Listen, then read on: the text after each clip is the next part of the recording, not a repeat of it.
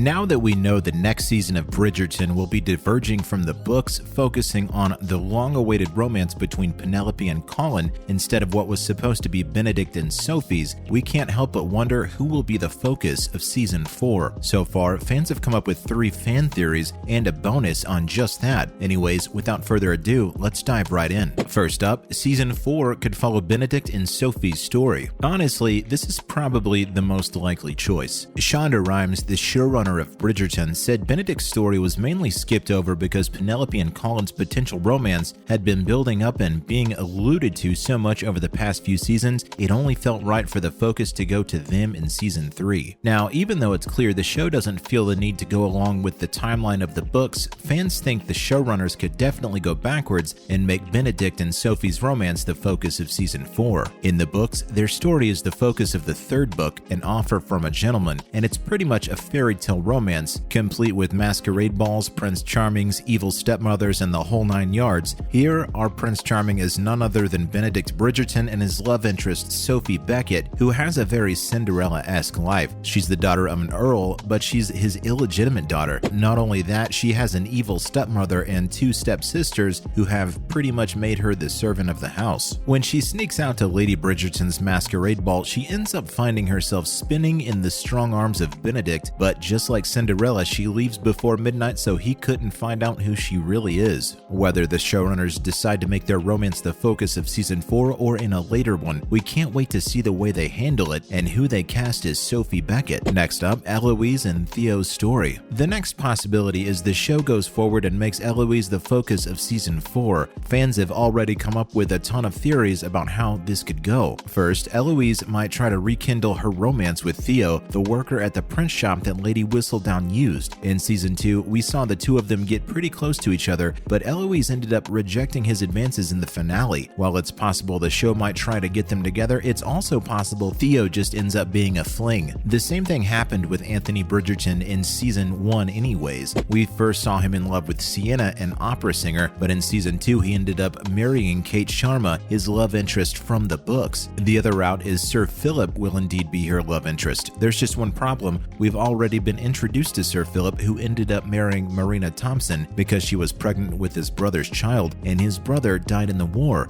It's even more likely considering Sir Philip's wife was named Marina in the books. Going this route would be a little dark. It would mean Marina commits suicide, dies from hypothermia, and leaves behind 2 children who need a mother, and Eloise would end up being their stepmother. Since the show already made huge changes to Anthony and Kate's romance in the 2nd season, it's very possible they could change this up a little too. For example, in the show, it's clear Marina isn't very happy with her marriage, so the show could end up having her divorce him, and then Eloise falls in love with him. Considering how taboo divorce is in their society, it would be very much in line with Eloise's character to marry a divorcee. Coming up, Francesca and Michael's story. Francesca has been the one Bridgerton that has been elusive to fans on the show. In the 1st season, she was away from her aunt for the majority of the season, only making her first appearance in the 2nd to last episode. And then she was present for only about the first 3 episodes of the 2nd season before she disappeared. This is mostly because the actress playing her, Ruby Stokes, was caught up in other projects. Now that she's been recast as Hannah Dodd, we're probably going to be seeing more of her in Season 3 onwards. Francesca's romance is an interesting one because it's pretty much the only one that involves a love triangle. According to the books, she marries her first husband, John, but she later becomes a widow when he eventually passes away. Then comes Michael, John's brother, who is now the new Earl. He was in love with her from the moment he laid eyes on her, but considering the first time he saw her was hardly a day before her wedding to his brother, he kept it to himself throughout the years.